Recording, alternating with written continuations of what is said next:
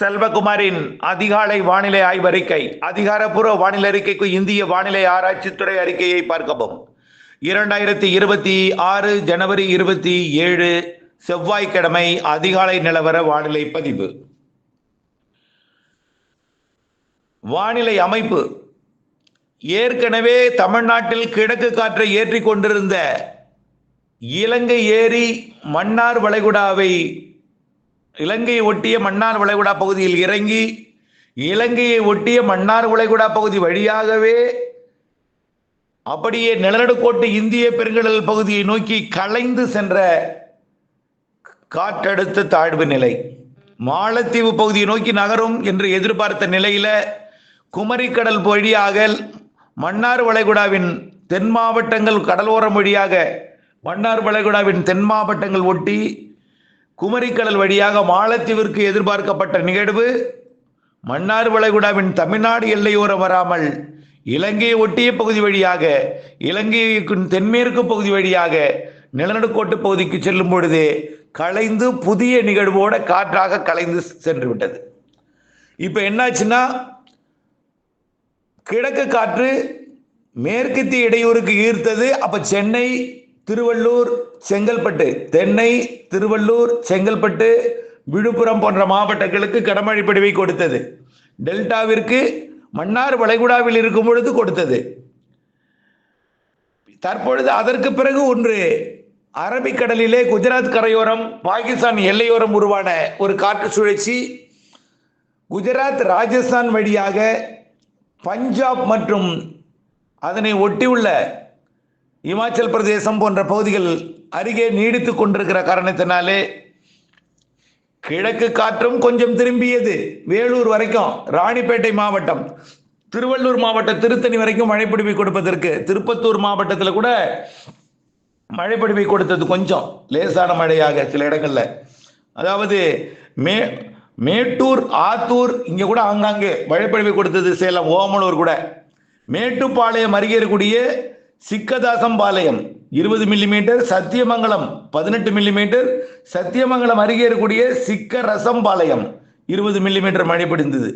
நீலகிரி மாவட்டத்தில் டெனாட் 21 மில்லிமீட்டர், மேலும் வந்து வெங்காரம் 24 மில்லிமீட்டர், கோத்தகிரி 22 மில்லிமீட்டர், அடுத்தது கொணவக்கோரை 31 மில்லிமீட்டர் பெய்திருக்கிறது. ராணிப்பேட்டை மாவட்டம் அரக்கோணத்தில் 16 மில்லிமீட்டர் மழை. சேலம், ஓமலூர், ஆத்தூர்லேயும் மழை இருந்தது. மேட்டூர் வரைக்கும் கூட கொஞ்சம் மழைப்பொழிவை கொடுத்தது. திண்டுக்கல் மாவட்டம் வடக்கு பகுதி ரெங்கநாதபுரம் 15 மில்லிமீட்டர் மழை. கரூர் மாவட்ட எல்லையோரம் இப்படி ஆங்காங்கே மழைப்பொழிவை கொடுத்தது. பெரிதாக பரவலாக மழை இல்லை. காரணம் என்னன்னா, எதிர்பார்த்த வழித்தடத்துல அது பயணிக்காமல் இப்படி கடந்த பொங்கல்ல இருந்தே இப்படிதான் ஒரு நிகழ்வு வருவது, மீண்டும் திரும்பி போவது, சில நிகழ்வுகள் ஏறுவது, மீண்டும் திரும்பி போவது என்று அடுத்தடுத்த நிகழ்வுகள் ஈர்ப்பின் காரணமாக குமரிக்கடல் நோக்கி நகராமல் மன்னார் வளைகுடாவின் இலங்கையை ஒட்டிய பகுதி வழியாகவே கிழக்கு நோக்கி நகர்ந்தது. இப்போ இந்த சுற்றின் மழைப்பொழிவு, அதாவது இப்பொழுது இலங்கை ஏறி பயணித்த அந்த நிகழ்வின் மழை விலகியது. நேற்றைக்கு இரவே விலகியது. நேற்றைக்கு பகல்லையே டெல்டாவில் ஒரு 3:30 மணிக்கு நல்ல ஒரு வலுத்த மழையை மன்னார்குடியில் 1 சென்டிமீட்டர் கொடுத்தது. அதாவது நல்ல ஒரு 5 நிமிடத்தில் 1 சென்டிமீட்டர், அதுவும் 5 நிமிட மழை 1 சென்டிமீட்டர் கொடுத்தது. இப்படி நேற்றைக்கு 3:30 மணியுடன் டெல்டாவின் மன்னார்குடி பகுதியில் விலகியது. படிப்படியாக உள்ளே ஆங்காங்கே இருந்த மழையும் ஒட்டுமொத்த முன்னிரவில் விலகியது. இந்த நிகழ்வால் மழைப்பொழிவு விலகியது. இனிமேல் குளிர். ஆனால் குளிர் அதிகமா உள்ள இப்ப வராது. ஏன்னா நல்லா பாருங்க, படத்துல ஒரு சுழற்சி இருக்கு பாருங்க. ராஜஸ்தான் மற்றும் பஞ்சாப், அதனை ஒட்டி உள்ள இமாச்சல் பிரதேசம், சண்டிகரை ஒட்டி ஒரு காஷ்மீர் வரைக்கும் ஒரு காற்றழுத்த தாழ்வு நிலை என்று சொல்லலாம். தரையோடு இணைந்த காற்று சுழற்சி. அதாவது 1500 மீட்டர் வரைக்கும், 1.5 கிலோமீட்டர் உயரம் வரைக்கும் ஒரு காற்று சுழற்சி. கேரள கடலோரத்தில் பார்த்தீங்கன்னா 900 மீட்டர் வரைக்கும் ஒரு முக்கால், அதாவது 1 கிலோமீட்டருக்குள்ள உயரத்துக்கு கேரள கடல் ஓரத்துலையும் ஒரு காற்று சுழற்சி இருக்கு. கேரளாவில் மழை பெஞ்சிட்டு இருக்கு. ஆகவே இவை எல்லாமே கிழக்கு காற்றை ஈர்ப்பது என்பது இல்லாமல் போகிறது. என்ன ஈர்க்கல, என்ன எல்லாம் வந்த நிகழ்வு, ஏற்கனவே ஒரு நிகழ்வு வந்துட்டு இருக்கு, அதை நோக்கி திரும்பி விட்டது. கிழக்கு காற்று தமிழ்நாட்டில் ஏறுவது இலங்கையில் ஏறி அப்படியே தென்கிழக்கு நோக்கி திரும்பி விடுகிறது. ஆக கிழக்கு காற்று ஏற்றம் தடைப்பட்டது. குளிர் அலை, அதாவது உயரழுத்தத்தில் சுழன்று காஷ்மீர் பாகிஸ்தான் எல்லையோர பகுதியில் நீடித்துக் கொண்டிருக்கூடிய சுழற்சியை நோக்கி குளிர் காற்றும் திரும்பி இருக்கிறது. அதனால இந்த நடுக்கும் குளிர் என்பது ஒரு 4-5 நாட்களுக்கு இருக்காது. ஆனால் குளிர் இருக்கும், இதமான வெப்பநிலை, குளிர்ந்த வானிலை, பனிப்பொழிவு இதெல்லாம் இருக்கும். உயரழுத்தம் என்பது சற்று விலகி இருக்கிறது. தாழ்வு பகுதியை நோக்கி உயரழுத்த காற்று பயணிக்கிறது. குளிரலையானது திசை மாறி இருக்கிறது. இருந்தாலும் மியான்மர் பகுதியிலிருந்து வரக்கூடிய கொஞ்சம் குளிர் காற்று குளிர்ந்த ஒரு சீதோஷ நிலையும் கொடுக்கிறது. ஆனால் நடுக்கும் குளிர் இப்போதைக்கு இல்லை. ஆனால் குளிர் வானிலை இருக்கும். நடுக்கும் குளிர் வரப்போகிறது, மழையும் வரப்போகிறது. அடுத்தது அது எங்க என்பதை பார்ப்போம். அனைவரும் முழுமையாக இதை ஏற்றுக்கொள்ள வேண்டாம். ஆனால் வாய்ப்பு இருக்கிறது, அப்டேட்ஸோட இணைந்திருக்கணும். நல்லா புரிஞ்சுங்க. அடுத்த நிகழ்வு எப்படின்னா, இப்போ போய் கலந்து இணைந்திருக்கக்கூடிய நிகழ்வு தீவிரமடைந்து இலங்கைக்கு தெற்கே நிலநடுக்கோட்டு இந்திய பெருங்கடல்ல இலங்கைக்கு தெற்கு பகுதி வரைக்கும் வரும். இலங்கையில் ஏறாது. இலங்கையில் ஏறினாதான் தமிழ்நாட்டுக்கு மழை. இலங்கைக்கு தெற்கு பகுதிக்கு வரும் பொழுது இலங்கையில் மழை. அதுவும் வடக்கு கிழக்கு மாகாணங்களுக்கு இருக்காது. தென் மாகாணங்கள், மத்திய மாகாணங்களுக்கு வரக்கூடிய 30, 31 பிப்ரவரி 1 இலங்கையின் வடக்கு கிழக்கு மாகாணங்கள்ல நனைக்கு மழை, தூறல் மழை, லேசான மழையையும் கிழக்கு மாகாணங்களுக்கு இருக்கும். வடகிழக்கு மாகாணங்கள், வடகிழக்கு மாகாணங்கள் மற்றும் வடக்கு மாகாணங்களுக்கு லேசான மழையையும், கிழக்கு மாகாணங்கள் அதாவது எதுனா திருகோணமலைக்கு தெற்கே உள்ள அம்பாறை, அம்மந்தோட்டா வரைக்கும் உள்ள அந்த பகுதிக்கு எல்லாமே தெற்கு கிழக்கு மாகாணத்தோட தெற்கு பகுதி நல்ல மழைப்பொழிவை, கனமழைப்பொழிவை கொடுக்கும். அப்படியே கண்டி வரைக்கும் கொடுக்கும், அம்மந்தோட்டா காலி வரைக்கும் கொடுக்கும், கொழும்பு வரைக்கும் கொடுக்கும் அந்த நிகழ்வு. அது 30, 31 1ஆம் தேதி. தமிழ்நாட்டிற்கு அந்த நேரத்தில் என்ன ஆகும்னா 30, 31 1ஆம் தேதி கிழக்கு காற்று வராது, வட கிழக்கு காற்றாக வடகிழக்கில் இருந்து மியான்மர்ல இருந்து வரக்கூடிய குளிர் காற்று வரும். அதனால என்ன ஆகும்னா குளிர்காற்று கொஞ்சம் நீராவி இருக்கும். அது ரேஷியோ சரியில்லாம மழைப்பொழிவை கொடுக்காது, மேகமூட்டத்தை மட்டும் ஏற்படுத்தும். 30, 31 1ஆம் தேதி பிப்ரவரி 1, அதாவது ஜனவரி 30, 31 பிப்ரவரி 1ல மேகமூட்ட வானிலை. கோடியக்கரை முனையில தூறலாம், ராமேஸ்வரம் முனையில தூறலாம், யாழ்ப்பாணத்துல நனைக்கும். அதற்கு தெற்கே தான் மழை. 30, 31 1ஆம் தேதி. சரி, அடுத்தது 5ஆம் தேதி 4, 5, 6 பிப்ரவரி 4, 5, 6 மழை. அது நல்ல ஒரு ஏறி பிடித்து கொடுக்கும்னு எதிர்பார்க்கப்படுகிறது. நான் ஒன்று சொல்ல மறந்துட்டேன். மழை பொழிவு நிறைய இடங்கள்ல பொழிந்திருக்கு. உங்களுக்கு பெய்யலைன்னா வானிலை அறிக்கை தவறு, பிழை என்று குற்றம் சொல்லக்கூடாது. இந்த அளவுக்கு சொல்றது, குடியரசு தினம் வரைக்கும் மழை இருக்குன்னு சொன்னீங்க, சரியாக பொழிந்தது என்று திருவள்ளூர்லையும், சென்னையிலையும், செங்கல்பட்டுல இருந்தும், அதே போல விழுப்புரத்தில் இருந்தும், புதுச்சேரியில் இருந்தும், கடலூரில் இருந்தும், மயிலாடுதுறை, காரைக்கால், நாகப்பட்டினம், திருவாரூர் ஆகிய மாவட்டங்களில் இருந்து அங்கிருந்து வாழ்த்தினார்கள், பாராட்டினார்கள். சரியாக அமைந்தது, சரியான மழை, நல்ல வேளை. ஒரு 10 சென்டிமீட்டர்ல விட்டு சென்று விட்டது. இதற்கு மேல் பெய்திருந்தால் எங்களுக்கு அறுவடை எல்லாம் பாதித்திருக்கும் அப்படின்னு ஒரு அதோட என்ற ஒரு மகிழ்ச்சியான தகவலை அறிவித்திருந்தாங்க.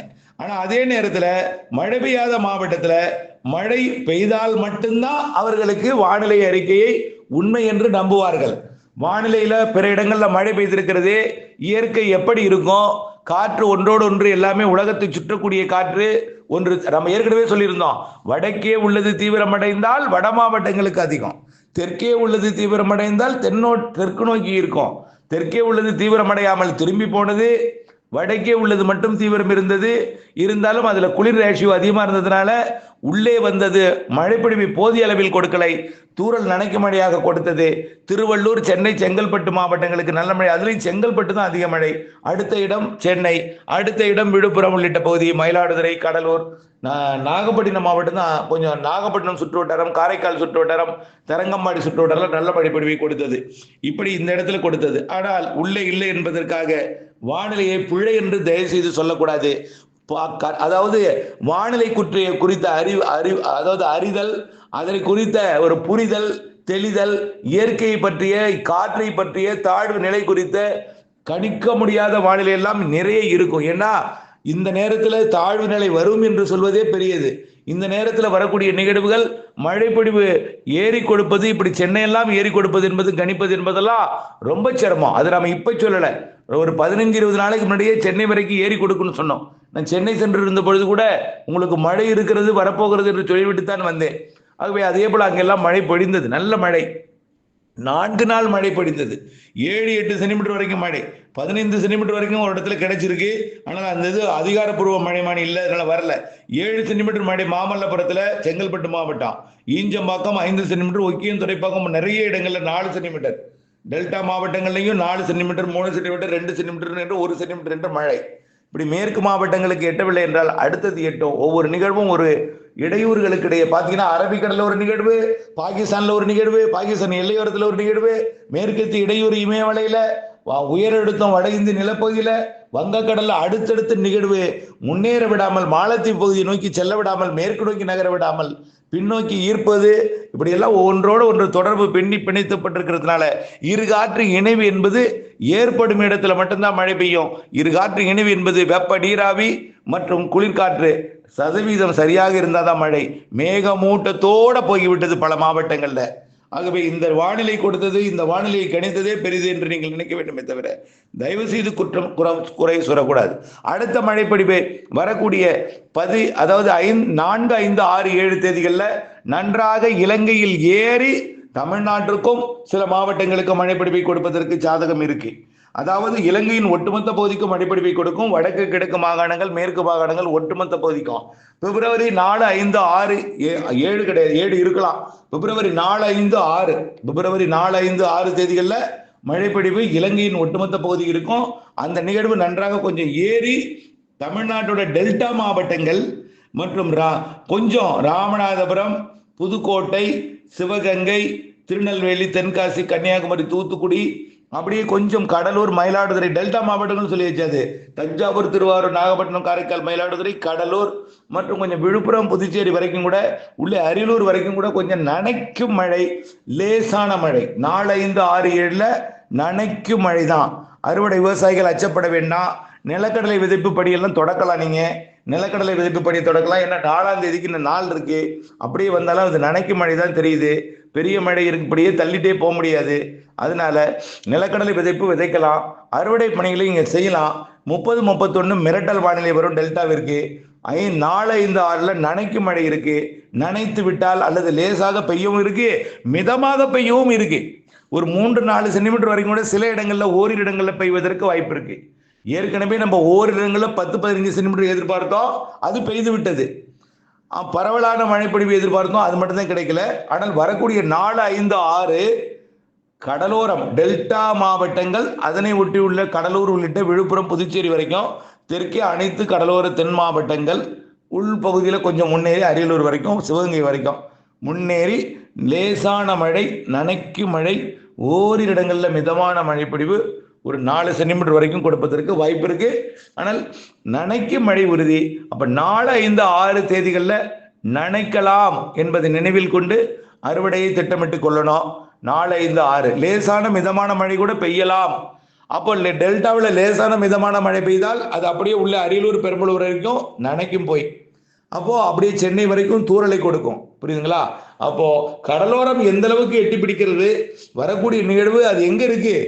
இப்போ வரக்கூடிய நிகழ்வு சுமத்ரா தீவிட்டு இருக்கு. இன்னைய தேதியில இப்போ வரக்கூடிய 30, 31ஆம் தேதி வரக்கூடிய நிகழ்வு சுமத்ரா தீவிட்டு இருக்கு. அடுத்ததாக வரக்கூடிய நிகழ்வு கிட்டத்தட்ட அது புருணை அருகே, அதாவது மலேசியா, சிங்கப்பூருக்கும் கிழக்கே தென்சில கடல்ல தெற்கு பகுதியில ஜாவா தீவை ஒட்டி இருக்கு. அந்த நிகழ்வு வர்றதுக்கு 4ஆம் தேதி ஆகும். இன்னைக்கு தேதி 27. 27 இதுல அதாவது இன்னும் கிட்டத்தட்ட ஒரு வாரத்துக்கு மேல இருக்கு. ஒரு வாரம் 8 நாள் இருக்கணும். அதனால அந்த நிகழ்வு வரும். அப்பொழுது அது எந்த அளவிற்கு முன்னேறும் என்பதெல்லாம் வரக்கூடிய நாட்கள்ல தான் நம்ம உறுதியிட்டு சொல்ல முடியும்.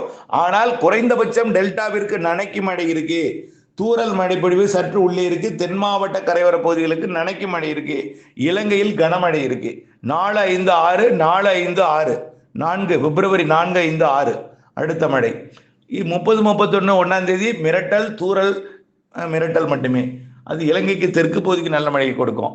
அடுத்தபடியாக 10ஆம் தேதிக்கு மேல் சற்று வலுவான நிகழ்வு தெரிகிறது. அது முன்னேறி கொடுக்கலாம். அது 10லிருந்து 15ஆம் தேதிக்குள் எதிர்பார்க்கப்படுகிறது. கண்டிப்பா 15லிருந்து மாத இறுதி 28ஆம் தேதிக்குள் 2 நிகழ்வு தெரியுது. 2 நிகழ்வு லேசான மழைப்பொழிவை கொடுக்கலாம். குறைந்தபட்சம் அது எந்த அளவுக்கு முன்னேறும் என்பது ஆய்வில் இருக்கு. அது இப்பொழுதுக்கு எங்க இருக்கு? பசிபிக் பெருங்கடல் இருக்கு. பிலிப்பைன்ஸோட தெற்கு பகுதி வழியாக வரும் என்று எதிர்பார்க்கப்படுகிறது. அது பசிபிக்ல இருக்கு. அது 15ஆம் தேதி வர்றது. அதுக்கு இன்னைக்கு 20 நாள் இருக்கு. பசிபிக்ல இருக்கு. ஆகவே இப்படி அடுத்தடுத்த நிகழ்வுகள் உருவாகிறது. அது மேற்கு நோக்கி வர வரிசை கட்டி நிற்கிறது. வருவதற்கான சாதகம் எல்லாமே இருக்கு. ஒரு சில நிகழ்வுகள் தென்னிலங்கையோட போயிடும், ஒரு சில இடங்கள் மத்திய இலங்கை, ஒரு சில நிகழ்வுகள் வட இலங்கை, ஒரு சில நிகழ்வுகள் டெல்டா தென்கடலோரம், ஒரு சில இடங்கள் டெல்டாவின் உள்பகுதி என்று ஒவ்வொன்றா ஒவ்வொரு தீவிரத்தை பொறுத்து அமையும். எது எப்படி இருக்கும் என்பதையும் மார்ச்சில் கூட மழை இருக்கு. எது எப்படி இருக்கும், அதோட தீவிரம் எப்படி, எது வரைக்கும் எட்டி பிடிக்கும், எப்படிப்பட்ட மழைப்பொழிவை கொடுக்கும் என்பதை அறிய வானிலை அப்டேட்ஸோட இணைந்திருக்க வேண்டும். தொடர்ந்து இணைந்திருங்கள் அப்டேட்ஸுடன். தயவு செய்து மழைநீர் சேகரிப்பு அமைப்பை ஏற்படுத்திக் கொள்ளுங்கள். இன்னும் எதுக்கு சார் மழையே பெய்யல ஏற்படுத்தி வச்சிருக்கோம் அப்படின்னு ஒரு சில பேர் சொல்லுவாங்க. கண்டிப்பா கோடை மழை இருக்கு. தென்மேற்கு பருவமழை பெய்யும் போது சேமிச்சு வைக்கிறதுக்கு நம்ம எந்த நேரத்திலையும் காத்திருக்கணும். அதுக்கு தான் சொல்றேன். புரியுதுங்களா? நிறைய பேர் எனக்கு தகவல் போட்டிருக்காங்க. மழை பெய்யலன்னா கூட நான் சேமித்த மழை நீர் எனக்கு கை கொடுத்தது என்று மகிழ்ச்சியான தகவல்லாம் பரிமாறி இருக்கிறாங்க. அது திண்டுக்கல் மாவட்டத்திலிருந்தே வந்திருக்கு. அது கரூர் மாவட்டத்திலிருந்து வந்திருக்கு. சேலம் மாவட்டத்திலிருந்து வந்திருக்கு. மழைநீர் சேகரிப்பு எனக்கு கை கொடுத்தது. நீங்க சொன்ன மாதிரி எனக்கு இப்போ இருக்கிறதுக்கு இருக்கிற விவசாயத்துக்கு போதும் அப்படிங்கிற அளவுக்குலாம் தகவல் வந்திருக்கு. ஆகவே மழைநீர் சேகரிப்பு அமைப்பை ஏற்படுத்துங்கள். நாம் நினைக்கும் பொழுது மழை பெய்யாது. அது பெய்யும் பொழுது நாம் சேமித்து பயன்படுத்துவதற்கு எந்த நேரமும் தயாராக இருக்க அன்போடு கேட்டுக்கொள்கிறேன். நன்றி. அடுத்த மழை சொல்லிட்டேன். 30, 31 1ஆம் தேதி மிரட்டல். 4, 5, 6 டெல்டாவில் ஏறி பொழியும். இலங்கைக்கு கனமழை. அடுத்த நிகழ்வுகள் எப்படி என்பது தொடர்ந்து அப்டேட்ஸோட இணைந்திருக்க வேண்டும். நன்றி. 4, 5, 6 கூடுதலாக ஏறி பொய்யவும் வாய்ப்பு இருக்கு. அப்டேட்ஸ் இணைந்திருக்கணும். அறுவடை விவசாயிகள் அப்டேட்ஸுக்கு ரொம்ப ரொம்ப முக்கியம். விதைப்புகள் பணியை தொடக்கலாம். நன்றி.